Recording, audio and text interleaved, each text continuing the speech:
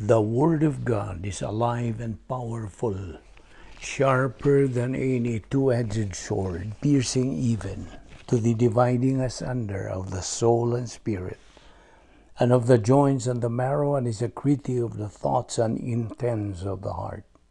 All Scripture is God-breathed, and is profitable for doctrine, for reproof, for correction, for instruction in righteousness, that the man of God might be mature, thoroughly equipped unto all good works.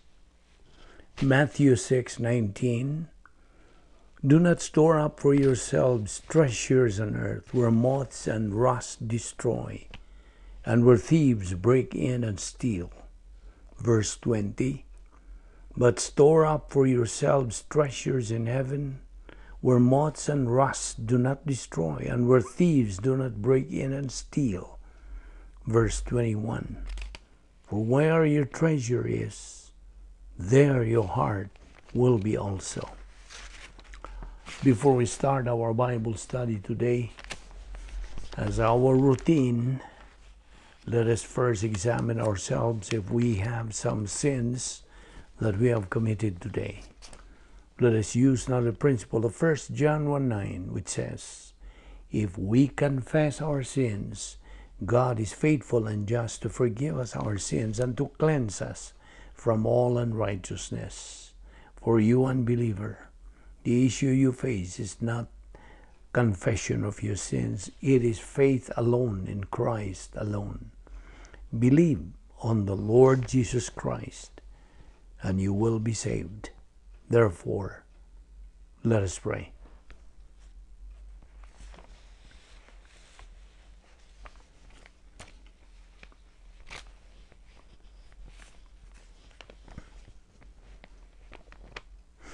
Let us pray. Father, we are indeed grateful to you for the privilege of having the freedom to assemble ourselves together.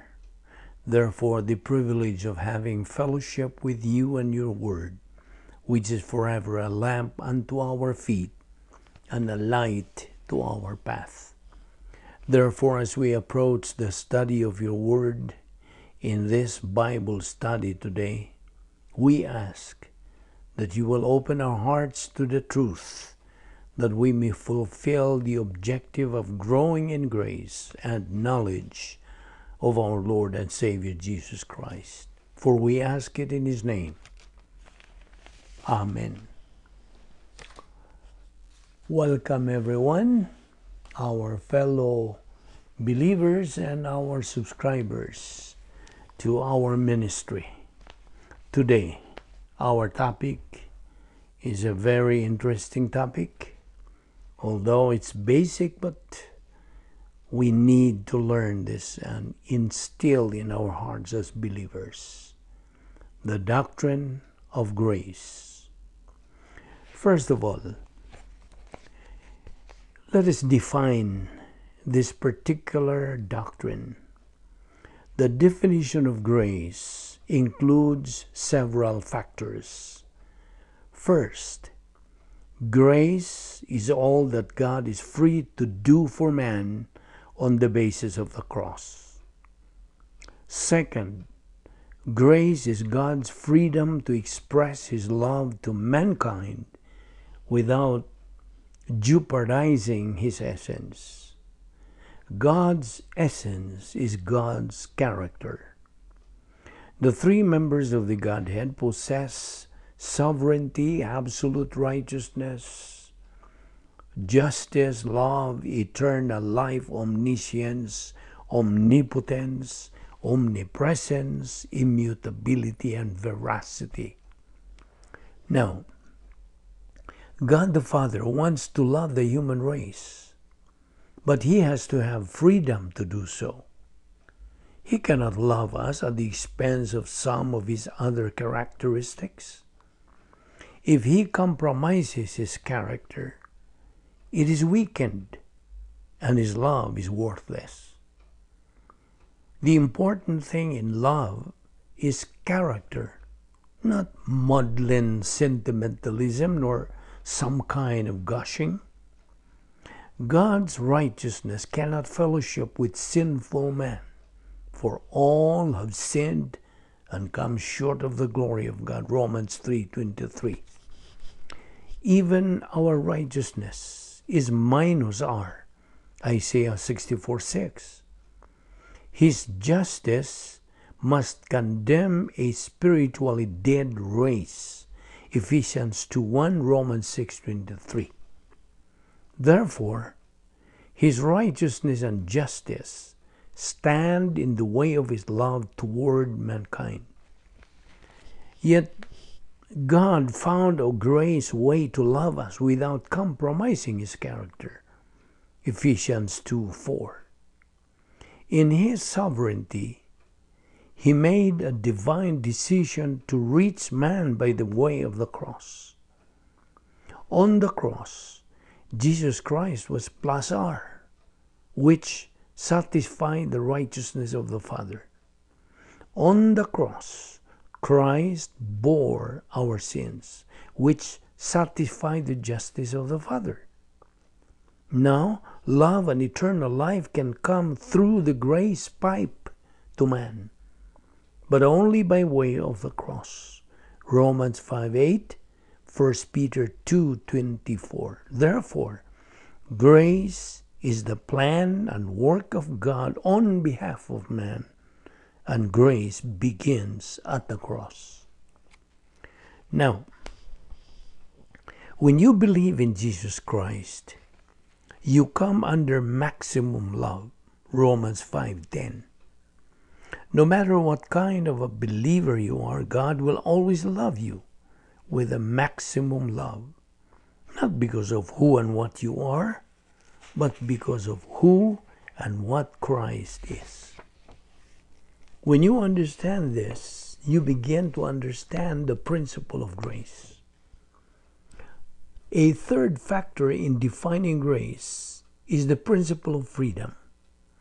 No one can truly give apart from freedom. God gives out of total freedom because of the cross.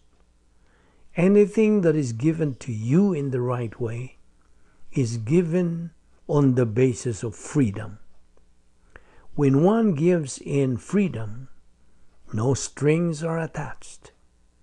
If giving is a bribe for affection or love or attention, it does not stem from capacity for freedom. Now, this emphasizes the importance of the super grace life. By the way, the super grace life gives you the capacity for freedom, whereby you have the ability to give not only of your finances to help someone, but to give of yourself in love. You are free to do so because you are not seeking attention or affection or trying to bribe someone for something. Now, the fourth definition relates grace both to the cross and to the super grace life. Grace is God's plan as well as God's policy for Homo sapiens.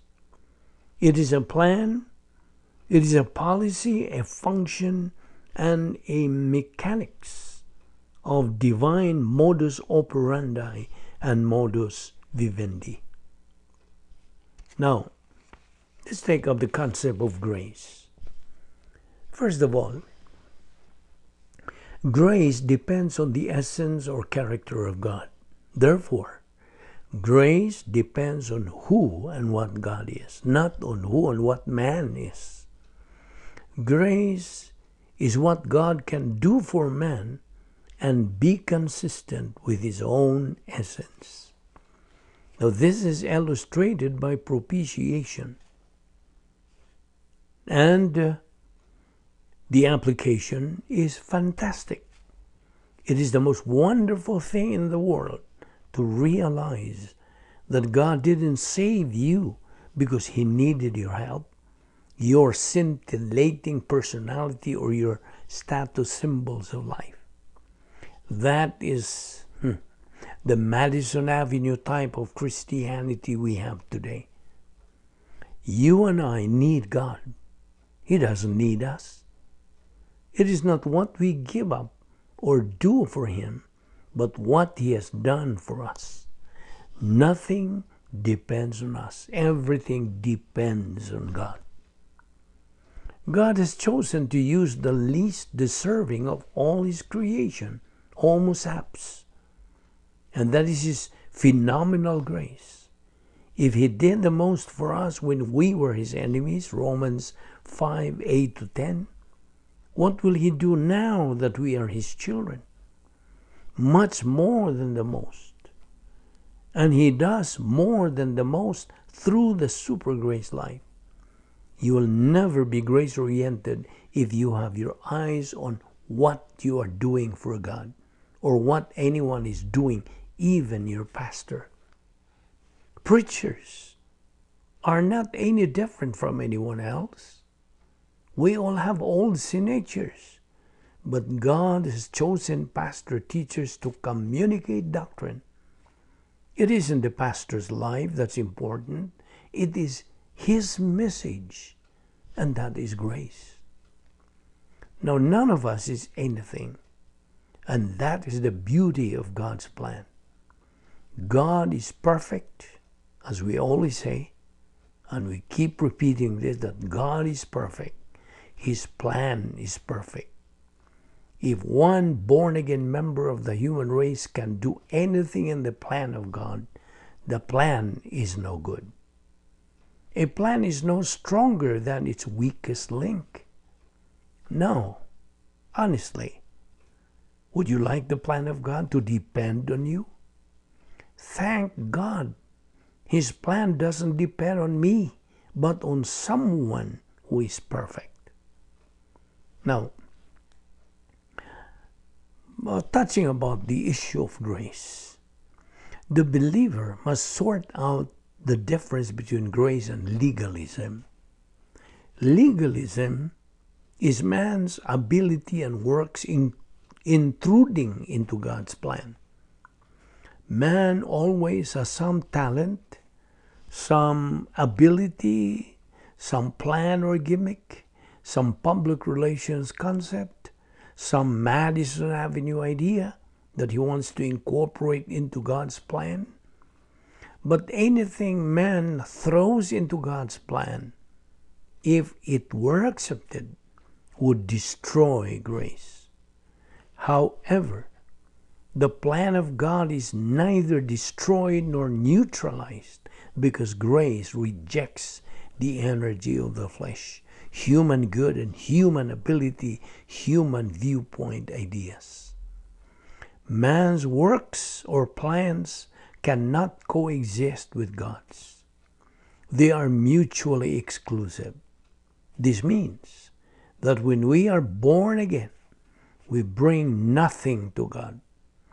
God brings everything to us.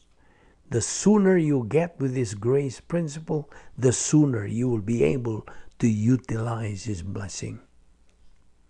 Now, many of you are trying to bribe God through giving.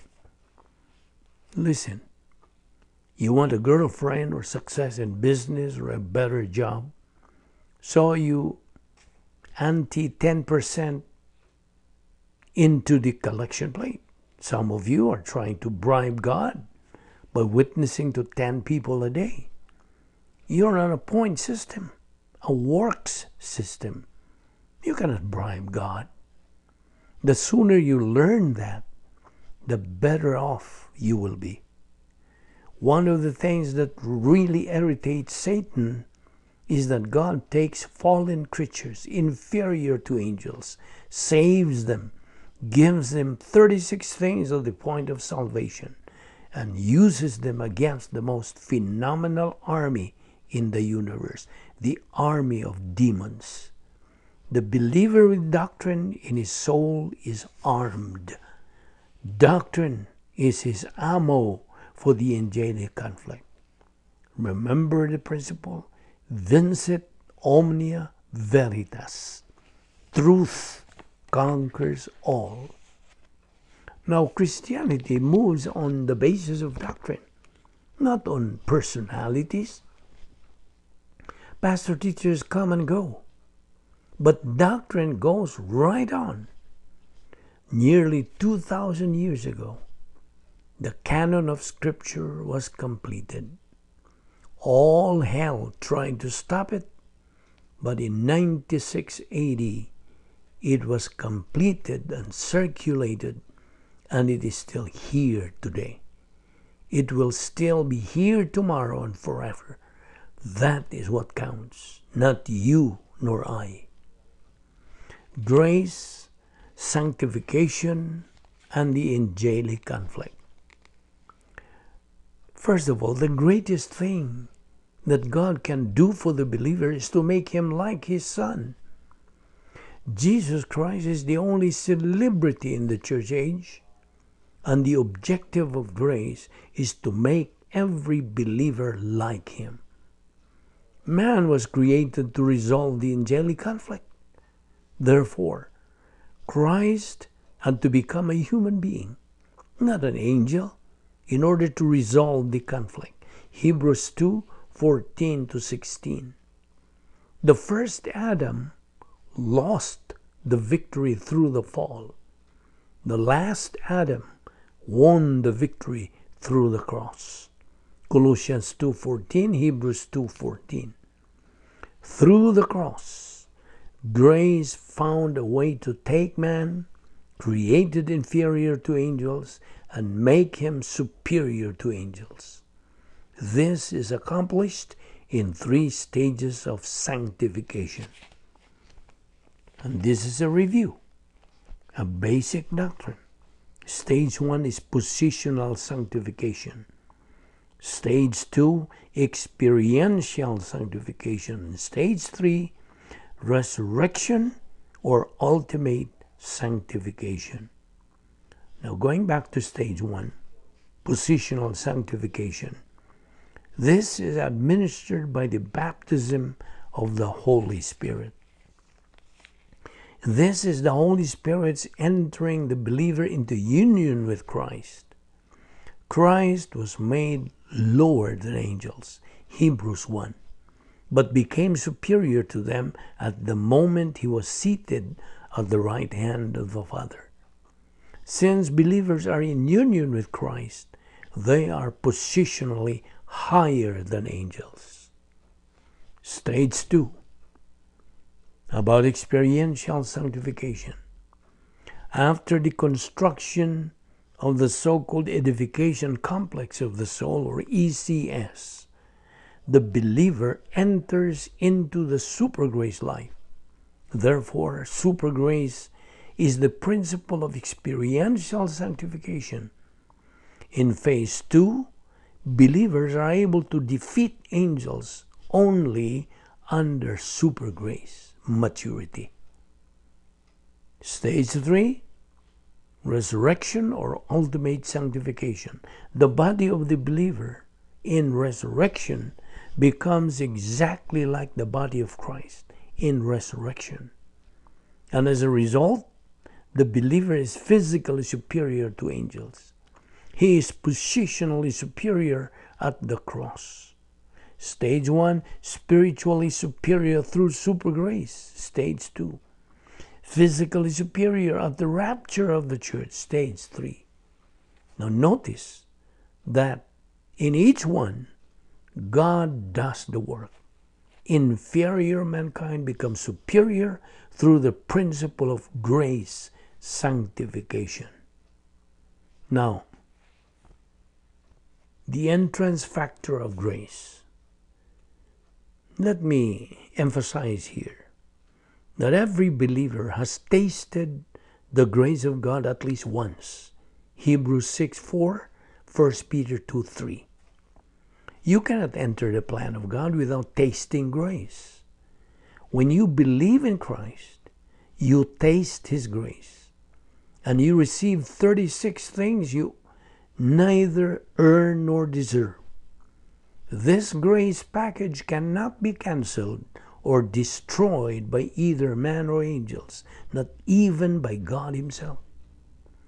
Among the 36 things received at salvation is propitiation, 1 John 2:2, whereby the believer regardless of his spiritual status, is under maximum love from God. Maximum love frees God to pour out maximum grace. But grace can find a place to lodge only where there is capacity for grace. Entering the plan of God by faith in Christ does not give you capacity for grace. Therefore, God had to construct a whole series of things in grace for you. James 4:6. The filling of the Spirit. Gap, the edification complex of the soul, and the super grace life. And these are more grace. Capacity for grace increases on the basis of the intake of doctrine. The filling of the Spirit is the means of beginning capacity for a new believer. And the construction of the ECS increases that capacity. But ultimately, capacity for grace is the function of the super grace life. Grace never goes where it is not wanted. That is why some believers will never know the wonderful things God has for them as His children. Now, here is the occupational hazard of believers. The greatest hazard in the life of the believer is disorientation to grace through reversionism. Galatians 5:4, Hebrews 12:15. After one has erected the ECS through the function of gap, the great danger to moving on into the super grace life is reversionism. God is constantly waiting to pour out His grace on every believer. Isaiah 30:18 and 19.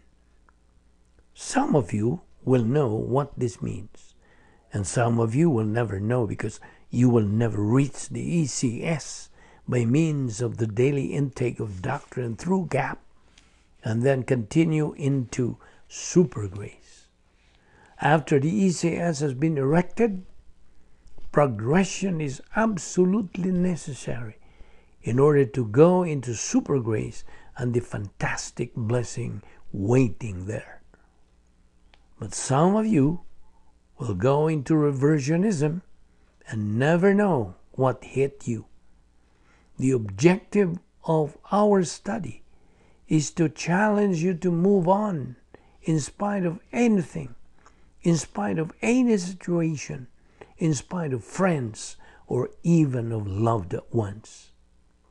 The principle of grace in phase 1, salvation, is found in many passages, such as Psalm 103, 8-12, Romans 3:23 and 24, Romans 4:4, Romans 5:20, Ephesians 2:8-9, Hebrews 2:9, to mention a few. Salvation is all grace because Jesus Christ did all the work. For by grace are ye saved through faith, that not of yourselves, it's the gift of God, not of works, lest any man should boast.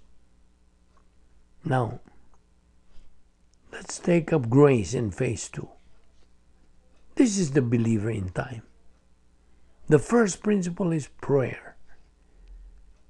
Hebrews 4:16. No one is completely effective in his prayer life until he reaches super grace.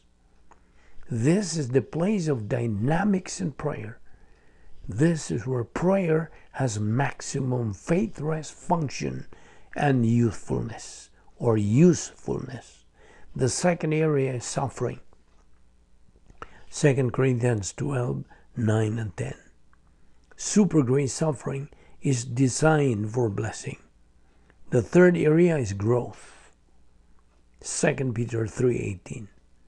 The first part of this verse, grow in grace, refers to the construction of the edification complex.